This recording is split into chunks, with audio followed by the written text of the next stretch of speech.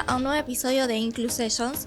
Yo soy Tamara Román, Training Analyst de Inclusiome.com, y hoy vamos a estar hablando sobre cómo las nuevas generaciones le están dando forma al futuro de la tecnología y qué rol ocupan en ese proceso la diversidad. Para eso nos está acompañando Jimmy Adaro de Sin Junior No Hay Senior, que tiene más de 9 años de experiencia en tecnología, trabajando para empresas, pymes, startups. Muchas gracias por estar acá. Gracias por la invitación. Bueno, para empezar, contanos un poco de qué es Sin Junior No Hay Senior y cómo surgió. Hoy en día es una comunidad, pero nació como una forma de centralizar búsqueda junior y trainee en LinkedIn. En ese momento, cuando empezó a finales de 2020, no había, o yo no conocía un lugar donde esté todo centralizado y tengas la información para acceder así de fácil. Si bien había portales de empleo y demás, no había un lugar centralizado.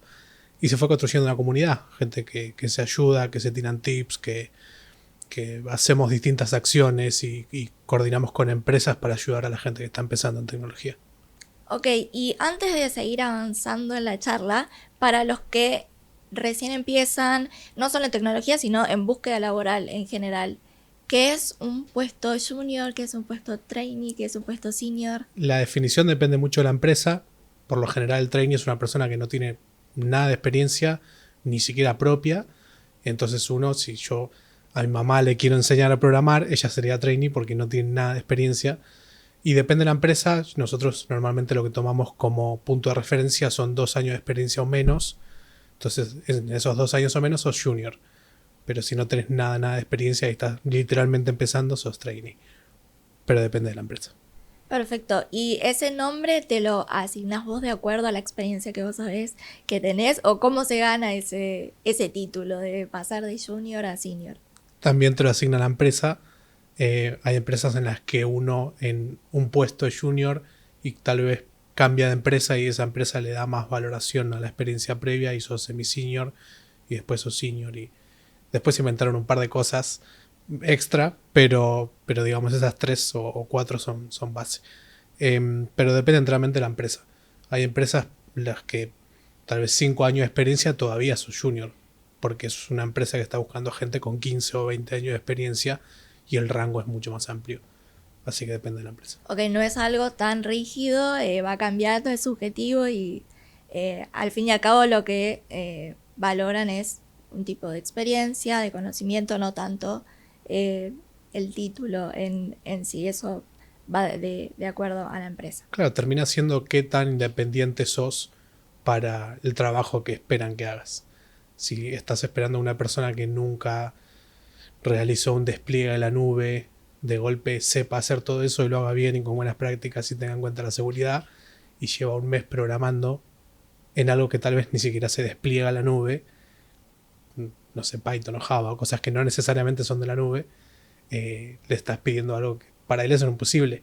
Tal vez un senior que tiene, no sé, 10 años de experiencia y tal vez no tocó ninguno de esos lenguajes, entiende más o menos cómo funciona por contexto y por experiencia. Perfecto, o sea que si alguien está en búsqueda laboral, eso es algo que debe poner en su currículum, o es preferible no poner un título, sí explicar la experiencia que tenés, pero sin ponerle ningún junior o senior, sino es conveniente dejar solo la información relevante. Yo no lo pondría dentro del título del cargo que uno aspira, digamos, pero sí dentro de la experiencia laboral. Si fuiste junior en una empresa y estuviste ahí 2 o 3 años, ok, fuiste junior en esa empresa, la próxima te tomará de otra forma distinta. Lo mismo pasa con LinkedIn. Hay gente que en LinkedIn, en el tag que va abajo de su nombre, pone junior backend. No, deja que la empresa te lo defina, no te preocupes. Claro, justamente por eso digo, por ahí a veces uno por ahí se tira para abajo, digo también por eso. Entonces, si uno está en la duda y no sabe qué hacer, es mejor Omitirlo. y hablar de tus habilidades y tu experiencia. Totalmente. Y ahora moviéndonos un poco a las tendencias en tecnología. ¿Qué tendencias te parecen relevantes y que pueden generar nuevas oportunidades para las personas que recién empiezan, y quizás también específicamente para la población de personas con discapacidad? Que ahí yo encuentro una intersección muy importante, porque justamente las personas con discapacidad nos encontramos con un montón de barreras para acceder al empleo, y tener experiencia a la hora de postularte es un poco complicado, justamente porque muchos no tuvieron la oportunidad de trabajar. Entonces, ¿qué nuevas tendencias te parece que pueden abrir nuevas oportunidades? Voy a rebobinar un poquito a la tendencia más común que se vio en los últimos años, que es desarrollo web, especialmente frontend. Creo que hubo un montón de escuelitas y bootcamps y cursos, todo muy enfocado a frontend. Ahí, por oferta y demanda, eso está explotado realmente. Hay mucha gente que está aprendiendo sin tener en cuenta cómo reacciona el mercado ante cientos de miles de personas que están estudiando lo mismo. Se satura y va todo para abajo.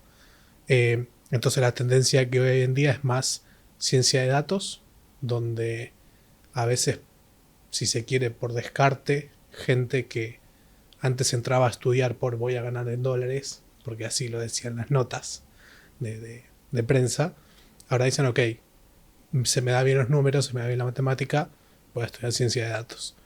O me interesa la ciberseguridad. Ciberseguridad es una de esas áreas que también están empezando a crecer de a poco, pero creo que son las dos nuevas tendencias que más fuerte están apretando el acelerador, si se quiere. Me gusta esto que traes, porque creo que en el mundo de la tecnología, para los que lo miramos de afuera, hay como un montón de mitos de lo que es y las oportunidades que hay. Y ahí, ¿cuál te parece que es uno de los más grandes y cómo es, en contraste, la realidad de cómo es ese sector? Que sí o sí tenés que ser muy bueno en matemática. Yo en matemática soy un queso, soy terrible. Y de cierta manera no me gusta. Tal vez por cómo me lo enseñaron de chico o lo que sea, a mí las matemáticas no me gusta. Y sin embargo me puse a programar. Y yo empecé con desarrollo frontend y después backend y full stack y después hice 800 cosas más. Pero creo que el mayor mito es necesitas matemática. Sinceramente, no tener una barrera de entrada, en el sentido de, por lo menos frontend, matemática, prácticamente no necesitas, pero depende mucho del área. No sé exactamente cómo serán otras áreas, pero la mayoría de áreas requieren decenas de miles de horas de práctica para ser proeficiente y poder enseñar a otra gente, ¿no? Que más o menos es un poco lo que termina siendo un senior.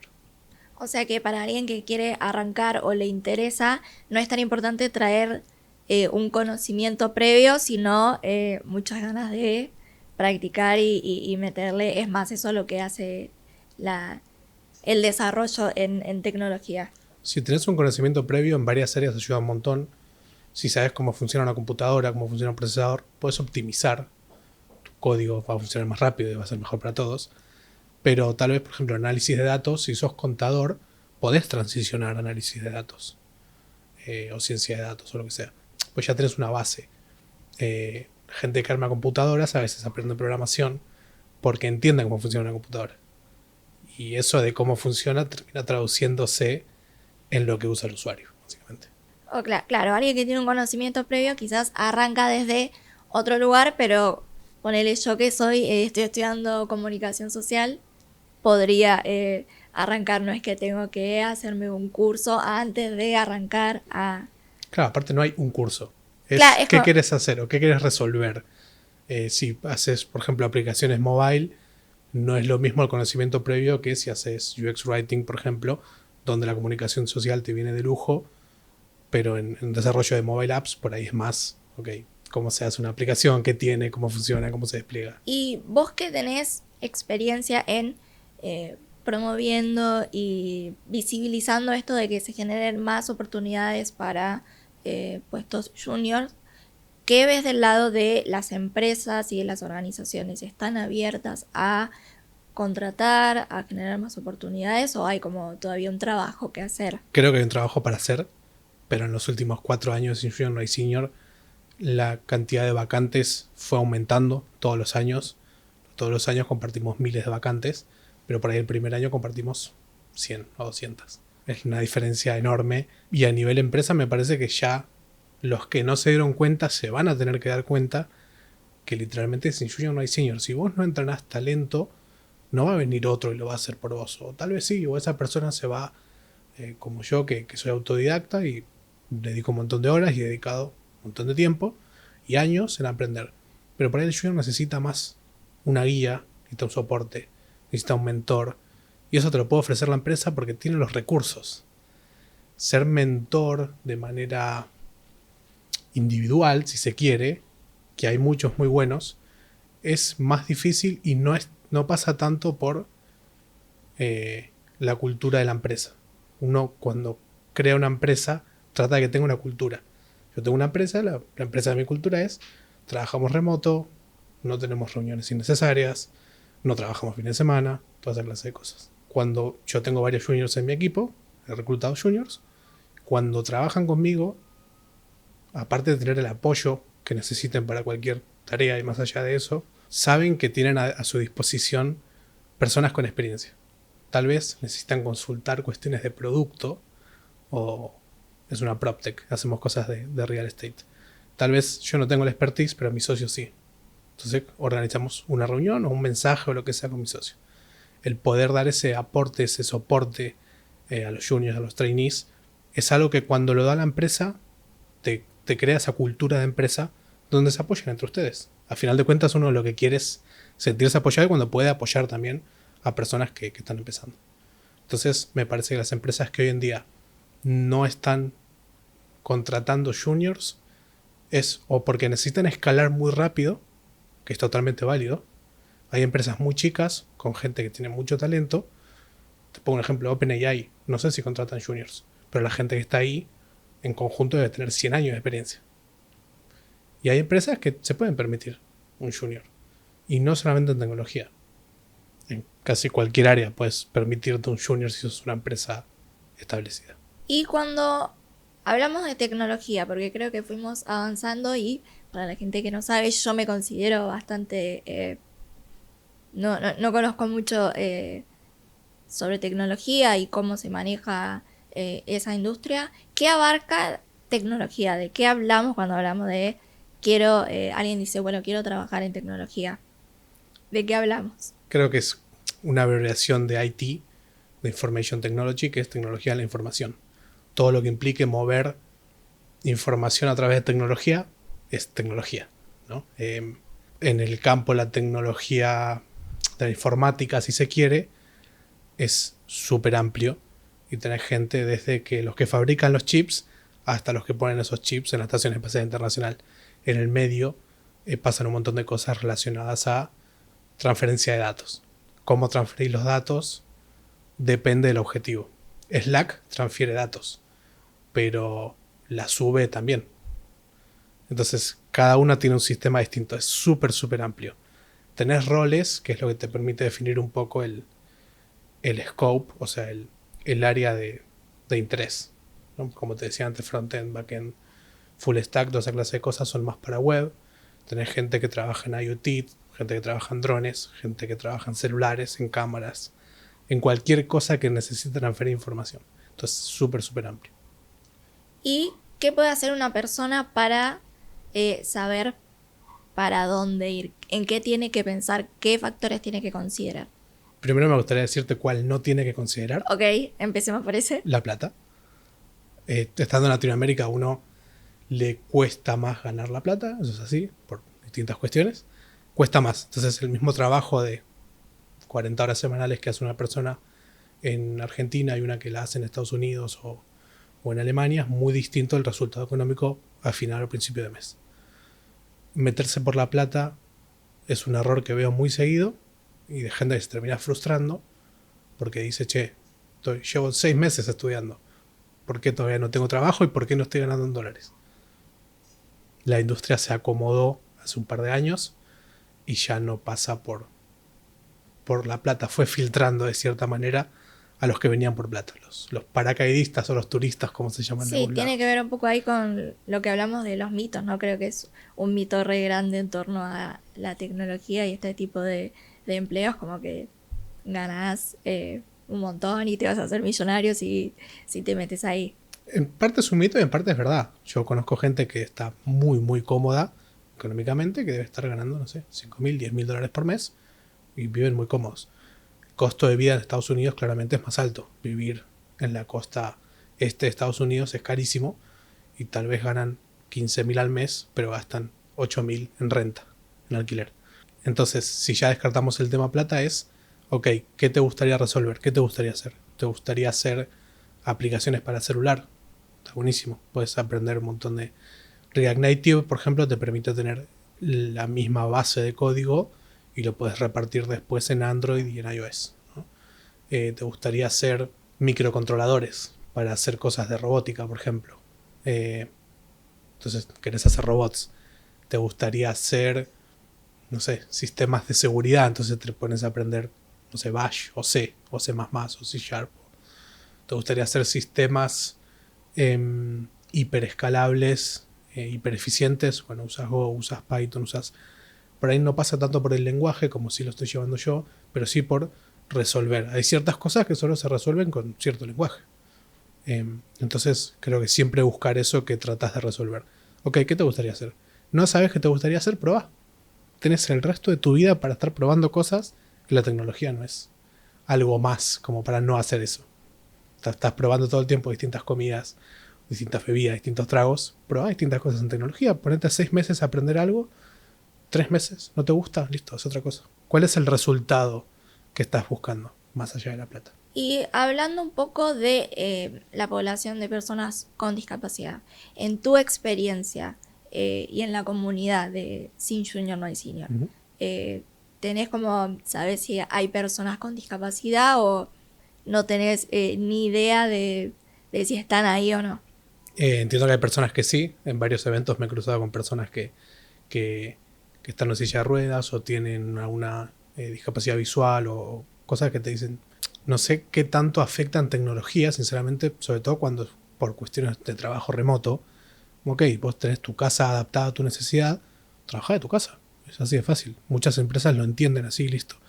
La empresa que no lo entiende porque se gastó una locura de plata en sus oficinas y va a ver si se puede acomodar o directamente tal vez no te contrata. Esa es la verdad. Pero empresas, si se quiere, modernas, recientes, con gente que tiene en cuenta el tema de, ok, no somos todos iguales. No funciona así. Esta diversidad de personas y de cuerpos y de capacidades, creo que es más, entre comillas, fácil de ver en empresas más jóvenes, con gente joven, que dice, ok, no somos todos iguales, que la empresa que tiene 100 años y tal vez todavía no adaptó sus oficinas para sillas de ruedas. Te pongo un ejemplo. En tecnología lo que pasa es, o por lo menos lo que yo veo muy seguido, es todo muy remoto. Vos podés trabajar en tu casa, podés trabajar en un café si querés. Y pasa lo mismo con la edad. Hay ciertos casos de edadismo, si se quiere, que en tecnología no siempre se cumplen. Yo he trabajado con gente que estaba empezando y tenía 40 años o 50 años y gente que empieza y tiene 18. Entonces, en tecnología lo que suele pasar es que al ser totalmente remoto o teniendo la posibilidad de que sea totalmente remoto, es más sencillo uno estar en el lugar donde se siente cómodo y no tener que atravesar barreras tal vez que sí te imponen algunas empresas con sus edificios o su forma de trabajar. Ok, y ahí estamos hablando un poco de lo que es barreras físicas, pero en tecnología a nivel computadora y programas, ¿encontrás que hay barreras? Más allá de la cuestión de eso, física, ¿no? Del cuerpo de la persona, también las barreras de cierta manera económicas, por ejemplo, para tener acceso a una computadora que te permita editar video, a menos que edites un video en 720 o para abajo, necesitas una computadora potente. De 1080, 4K, lo que sea, te requiere una potencia de computadora que es cara. Sobre todo acá, es muy cara. En otras cosas no es tan requerido tener una potencia en computadoras. Lo mismo con cualquier cosa que necesites para trabajar a nivel que tenés que comprar, básicamente. Entonces creo que hay como distintas limitantes. La calidad de internet y la calidad que tenés vos en tu audio y en tu video para hacer llamadas. Hay varias limitantes. Sí, ahí un poco como que saco la conclusión de que no es tanto las barreras quizás de, bueno, la discapacidad que tenga cada persona, sino el factor económico. Factor dinero es importante para poder aprender y poder adquirir la experiencia, que mucho en tecnología se aprende con la práctica, y para eso necesitas tener mínimamente una computadora. ¿Se puede desde un celular en alguna de todas las áreas que hay en tecnología, o sí es necesario una computadora? Es un requerimiento importante la computadora. No creo que sea excluyente, pero yo he programado desde el celular. Es muy difícil. Sí, no. Te lleva un montón de tiempo, la forma de administrar archivos y demás es muy difícil. No, es un quilombo. La verdad que a nivel, aunque sea una notebook sencilla, de los últimos 10, 15 años, estás bien. Depende de lo que quieras hacer. Pero, por ejemplo, para desarrollo web, para frontend, para empezar, una computadora tipo conectar igualdad, por ponerte un ejemplo, que son de capacidad súper limitada, para aprender te sirve. Perfecto. Y ahí, para hablar un poco más de tips y de consejos. Si una persona que no tiene ningún tipo de experiencia se quiere postular a algún puesto y quizás tiene miedo o no sabe si hacerlo justamente porque no tiene experiencia. ¿Experiencia laboral? Experiencia laboral, sí. O sea, sabe hacer cosas, sí, pero no trabajar en una empresa, digamos. Perfecto, sí, Okay. sí, justamente eso. Creo que hay muchas personas que piensan que en la parte de experiencia quizás solo se puede hablar de experiencia en un trabajo, y creo que uno puede llenar esos espacios con un montón de otras cosas. ¿Qué puede uno contar para mostrarse atractivo? Ahí tenés las dos verticales principales, que son las habilidades blandas y las habilidades duras, si se quiere. Normalmente en el CV, en el currículum, solamente te ven las habilidades duras, que es ok, qué sabes hacer, qué sabes programar, qué sabes, qué hiciste, cuál es tu experiencia, aunque sean proyectos propios totalmente válidos en el currículum, qué sabes hacer, cómo lo resolviste, qué problemas te encontraste. Y después pasa la parte de habilidades blandas, que es cuál es el fit cultural que tenés en esa empresa. ¿Te llevas bien? ¿O sos una persona que trata de buscar formas o motivos por los que pelearse? Puede pasar, hay personalidades muy difíciles de tratar, y eso es un descarte en una empresa, porque uno quiere llevarse bien y quiere hablar tranquilo y no puede venir uno agresivo o lo que sea. Entonces esas dos verticales me parece que son las más fuertes. Y cómo mostrarse atractivo es estar tranquilo. Creo que es un tip súper válido. Estás en tu casa o donde sea que hagas la entrevista, y estar tranquilo y no tener miedo a hacer preguntas, hacer todo desde el respeto, no interrumpir, sobre todo no interrumpir con cosas que no tienen nada que ver con la entrevista, tener un ambiente tranquilo también. Estás en un café, es difícil escucharte, gente hablando de fondo, como que le resta profesionalidad. Tal vez a nivel trabajo lo haces todo muy bien, pero cómo te relacionas con tus compañeros y compañeras de trabajo es súper importante también. Bueno, ahí hablamos un poco de cómo mostrarse uno atractivo. Pero, ¿qué recomendás vos que uno tendría que preguntar o qué debería averiguar en la entrevista laboral? Porque creo que nos enfocamos mucho en cómo responder a lo que nos preguntan, pero uno no tiene como esa costumbre de indagar, y creo que la entrevista es un espacio en el que uno puede aprovechar para hacer eso. ¿Qué debería tener en cuenta? Hay cosas que tal vez conviene saber antes de la entrevista, por ejemplo, rango salarial. Uno no puede llegar a una entrevista y tener todo pactado y decir, no, me pagan menos de lo que estoy cobrando ahora, de lo previsto o de lo que podría conseguir en otro trabajo. Hay cosas que se aclaran de antemano, por LinkedIn o por mail o por como sea que te hayan contactado, o vos hayas contactado a la empresa. Y después a nivel empresa, preguntas sobre su cultura de trabajo, sobre, no sé, cosas que les haya costado resolver. Alguna gente pregunta por qué está la vacante abierta. ¿Qué están buscando? ¿Están buscando un perfil que solamente haga cosas o que haga cosas y proponga cosas nuevas? Termina pasando mucho por el tipo de rol, por qué es lo que está buscando la empresa. Entonces uno tiene que tratar de apuntarlo desde el punto de vista, y sé que a veces es difícil, pero tratar de verlo como la empresa. Decir, ok, yo me voy a sumar y qué voy a aportar a la empresa. Hay una respuesta que es muy graciosa, que es un nuevo empleado. Bárbaro, muchas gracias. Pero más allá de eso, sí tener en cuenta que la empresa tiene una forma de hacer las cosas y uno no la conoce. Ok, horarios, vacaciones, toda esa clase de cosas, está bien preguntarlo antes de la entrevista. La entrevista es para ver primero y sobre todo cómo sos como profesional. Y creo que en segunda instancia queda, ok, evalúa la empresa. Porque la empresa la puedes evaluar de afuera, no en la entrevista. Puedes hablar con gente que trabaja o trabajó en esa empresa. Puedes ver reviews en OpenQ o Glassdoor o lo que sea. Y puedes hacerte una idea de cómo es trabajar en la empresa y depende mucho del cargo. Digamos, no es lo mismo trabajar en la parte legal de una empresa que trabajar en tecnología o trabajar en consultoría externa.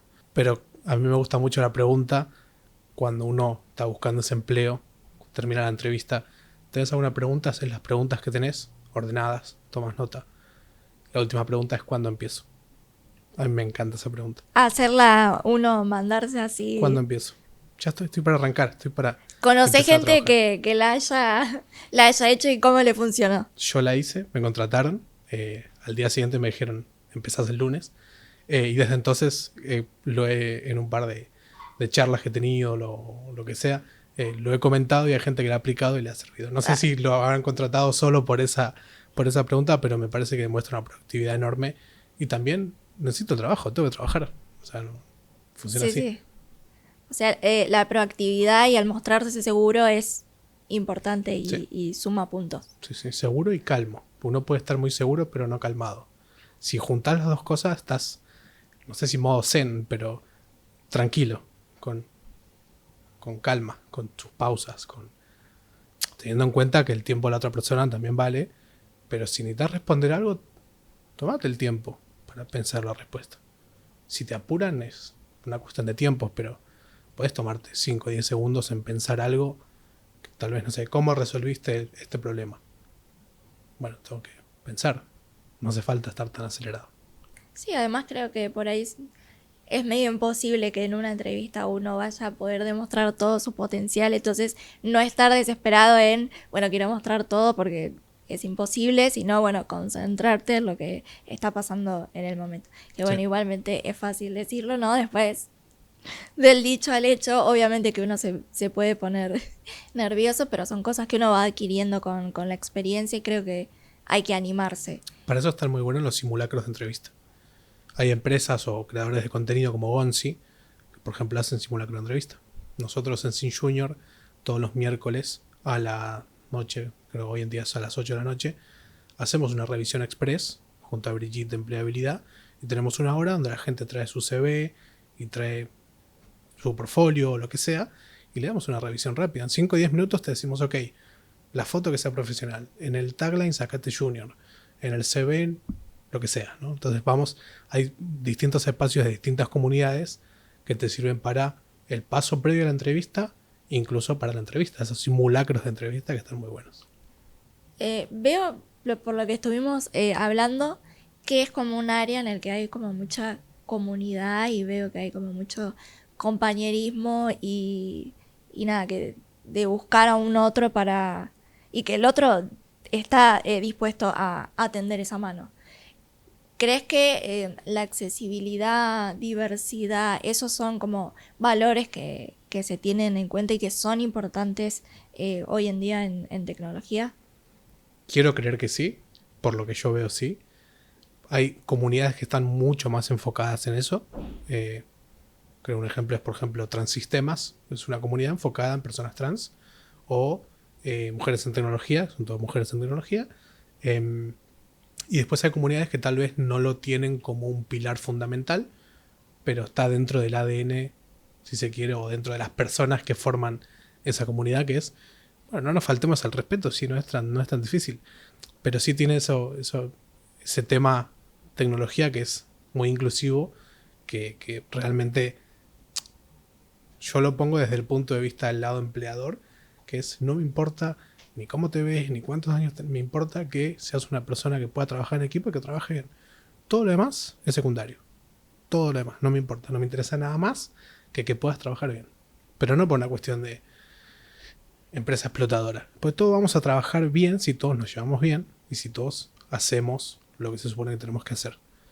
Pero sí, hay mucha comunidad, hay mucho apoyo, hay creadores de contenido enormes que tal vez cada uno tiene su foco, pero un poquito entre todos nos conocemos y siempre aparece alguno nuevo y es como, bueno, bienvenido. O sea, vamos a ayudar a la gente en tecnología. Yo no lo he visto en otras comunidades. Hay algunas, por ejemplo, música, que también hay comunidades, pero como en todos lados, hay gente que tal vez peca mucho de temas de ego. Eso en tecnología no lo veo tanto. Es como, mira, hace un montón y te voy a enseñar. Y me voy a tomar el tiempo y aunque sea 1 hora a la semana me voy a juntar con alguien y le voy a enseñar algo. Porque todos tenemos que aprender. Entonces, como estamos todo el tiempo aprendiendo, lo que uno aprende ayuda mucho transmitirlo para decir, ok, lo entendí de verdad.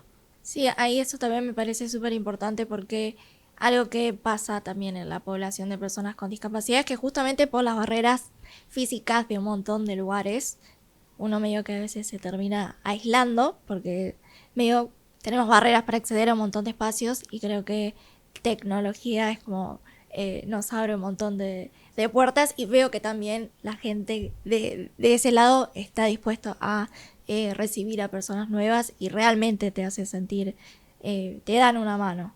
¿Qué comunidades, qué eventos de networking, qué le recomendarías a una persona que le pasa esto? Se siente que está perdido, que está solo y quiere como encontrar comunidad. Bueno, Senior no hay senior, claramente. Sí. Pero la recomendación número 1 fuera de eso es nerdearla, por ejemplo, de CISARMY, que todos los años hacen distintos eventos. Tienen, por ejemplo, Nerdearla 101, que es enfocado a juniors, gente que aprende, las charlas son para juniors. Después tienen Nerdearla común, digamos, Nerdearla de toda la vida. Este año hicieron 10 años de Nerdearla. Es un excelente lugar, la hacen en el Centro Cultural Conex, acá en Buenos Aires. Es un lugar para conocer gente y para charlar, y por ahí ves a alguien, no sé, que tiene una remera de Go o de Python o de lo que sea y les da, estoy aprendiendo, ¿qué me puedes recomendar? Y ya se ponen a hablar y hacen networking. Más allá de eso, Nerdearla también está en México, creo que estuvieron en Chile también este año, o sea, se están expandiendo, lo cual me parece genial. Tenés otras comunidades que por ahí están más centradas en el creador de contenido. Por ejemplo, la comunidad de Gonzi, que es una comunidad maravillosa, o la de Pelado Nerd, que habla sobre DevOps o SRE o cosas más de infraestructura. Y mismo en España también tenés a MiduDev, muy querido, muy conocido acá, que habla sobre desarrollo web en general, pero también te actualiza sobre noticias o cosas así. Entonces tenés de cada creador de contenido sus pequeñas comunidades que a veces interseccionan, por ejemplo, con Nerdearla. Y más allá de eso, creo que es cuestión de buscar, por ejemplo, en LinkedIn hay un montón de comunidades. En Discord, un montón de comunidades. Entonces, tal vez depende del área, del rol que uno quiera ocupar. Hay comunidades más específicas. Entonces, en todas las comunidades ya hay un montón de gente. Elegí una, introducite, hacete amigo. Y bueno, ponete a preguntar cosas. O ponete a ver, ok, ¿quién colabora seguido sobre qué temas? Bueno, a mí me interesa ese tema. Pasa lo mismo con bootcamps o cosas así. Tiene sus propias comunidades. Que, bueno, cada tanto interconectan con otras. Pero bueno, sí, comunidades hay de todo tipo en todos lados. Cuestión de salir a buscarlas nomás. Ahí eso que me contás me parece que es muy importante para las personas con discapacidad también, que al encontrarnos con un montón de barreras, también saber que hay un montón de herramientas a las que uno puede acceder, y ahí estamos hablando de comunidades, de LinkedIn. ¿Qué otra herramienta hay para introducirse en el mundo de la tecnología? A mí hay una que me gusta mucho, que es un sitio web, que es roadmap.sh, muy conocida dentro del rubro, que te muestra cómo distintos roles y cómo podés encarar y cómo es el roadmap, cómo es el camino para llegar a tener más conocimiento. El objetivo final termina siendo tener más conocimiento y practicarlo, ¿no? Entonces, por ejemplo, quiero aprender a hacer SRE. ¿Por dónde empiezo? Bueno, tienes que saber Linux. No hace falta que te sepas la historia de Linux. Con que sepas cómo funciona una terminal Unix, estamos bien. De ahí, ok, ¿qué es la infraestructura? ¿Qué es escalar vertical y horizontal? Y así con todo. y para aplicaciones mobile, y para web, y para todo. Entonces, roadmap.sh es súper recomendado. Y más allá de eso, video YouTube. Video YouTube creo que es la piedra angular fundamental de aprender cosas. Sirve para todo realmente. Yo otro día estaba aprendiendo sobre cuestiones impositivas de Estados Unidos. Yo no tengo nada legal, pero me interesa y voy y lo aprendo. Entonces, YouTube súper útil para eso. No desestimar las herramientas. Creo que la gente por ahí no cree mucho que LinkedIn o herramientas así más de networking o de hacer contactos funcione, pero creo que más allá de todo, veo que uno puede armar comunidad y vincularse con otros y no es simplemente, bueno, voy a conseguir un empleo, no, voy a aprender, voy a hacer un curso, no, sino que hay muchísimo más que uno puede, de lo que se puede beneficiar en esas comunidades. Totalmente. Sobre eso, sobre LinkedIn, pasa mucho. Yo lo viví en su momento, hace ya unos cuantos años, de empezar y decir, pero ¿y por qué la gente viene acá si no hay nada? Porque tenés 0 contactos, o tenés 10, o tenés 50. Cuando ya empezás a tener miles de contactos, que tu red es muy amplia, ahí empezás a ver los beneficios. Y no solamente el beneficio de consigo trabajo. El beneficio de, ok, esta persona sabe lo que hace, hagamos algo en conjunto. A veces la gente tiene miedo de preguntar, che, hagamos esto, hagamos lo otro. Vas y preguntás, y te dicen que no, y listo. Y por ahí vas y le preguntás a la competencia y te dicen que sí. En el caso de empresas o incluso de creadores de contenido, que algunos entre ellos hay cierta fricción, si se quiere, por cuestiones absurdas. Sí, como pasa en todo, en cualquier otro área, no es simplemente pero LinkedIn eso, una vez que ya tenés cientos y miles de contactos, te das cuenta del valor que tiene tener una red tan amplia y decir, ok, aparte por ahí uno puede seguir y puede agregar a personas que admira. Y una cosa que yo me vengo preguntando mucho este año es, ok, ¿quién admira a la persona que yo admiro? Ok, ¿a quién sigue? ¿Cuál es su interés? Porque mi interés es esa persona, pero ¿y el de esa persona cuál es? Y después vas un nivel más y de esa persona, ¿cuál es? ¿No? Y expandís un poquito más tu círculo. Creo que está bueno. Pero LinkedIn al principio parece frustrante porque uno no agregó gente. Y no habla, y no hace comentarios, y no reacciona, y no hace nada de eso. Cuando empezás a usarlo como cualquier red social, el algoritmo se va adaptando. Se va acomodando. Y creo que también cuando se habla de contactos, uno piensa únicamente en alguien que tiene el padre o el familiar. Y existen maneras de armarse de contactos si uno no tiene a nadie en la vida física, digamos, en la vida real. Y por eso está bueno poder usar todas estas herramientas que creo que a las personas con discapacidad, a los jóvenes en general, le abre oportunidades a un montón de personas que de otra manera no, Totalmente, no podrían acceder. La oportunidad de agarrar y mandar un mensaje a una persona que te pueda ayudar en algo siempre está. Creo que es cuestión de saber aprovecharla. Pasa lo mismo con Twitter. Twitter es una buena herramienta, que bueno, en algunos casos no es tan buena, pero cuando conectás con gente que te aporta valor, puedes escribirle un mensaje, aunque sea para decir gracias. Por ahí no lo ves nunca, pero por ahí sí lo valoran y te responden y te dicen, che, ¿y vos qué estás haciendo? Y ahí empieza la charla y ahí ya tenés un contacto. Entonces, esa clase de cosas al principio parece que no suman, pero van sumando. O sea, gotita a gotita vas creando una erosión donde, nada, con el paso del tiempo tenés un valor ahí. Perfecto. Y ahí, para cerrar, y un poco como una conclusión, que dimos muchos consejos, ¿cuál es el consejo número 1 que le das a alguien que quiere empezar en tecnología? Paciencia. Para todo. Porque vas a empezar a aprender y te vas a frustrar. Por ahí lo agarras una semana después, que ya te viste unos videitos o lo que sea, y dices, era así. Claro. Claro que era así. O paciencia para tener networking. Normalmente las personas que uno ve que tienen cierto éxito no llegaron ahí de la noche a la mañana. Son años y años y años, décadas en algunos casos, de paciencia, de apostar a largo plazo. El cortoplacismo es muy común hoy en día, que es todo instantáneo, que es todo de acceso rápido, pero poder ver el juego o la carrera o lo que sea a 10 años hoy es una ventaja enorme. Entonces, para cualquier cosa, paciencia. No se da el trabajo, paciencia. No en el trabajo que estoy no me dan un ascenso, paciencia. Tal vez no es ese trabajo en el que te van a dar un ascenso. Tal vez es en el próximo. O tal vez es en el siguiente. Paciencia para todo. Perfecto. Y ahí, nada, en incluseme.com tenemos una plataforma de aprendizaje virtual que es Capacitación Inclusiva, en la que hay cursos sobre habilidades blandas y habilidades técnicas. Así que para las personas que por ahí están incursionando en esos cursos, que sepan que está la comunidad de Sin Junior No Hay Sitio, en donde la pueden encontrar y cómo pueden formar parte. El foco principal lo tenemos en LinkedIn, pero estamos también en Instagram, en Twitter, X, en Discord. También tenemos bastante gente ahí, bastante interacción. Pero el foco principal, si es por tema búsqueda laboral, es LinkedIn. Si es por tema comunidad, estamos en Discord. Perfecto.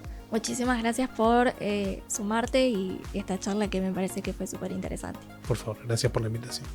Muchas gracias por acompañarnos en esta nueva edición de las Inclusession.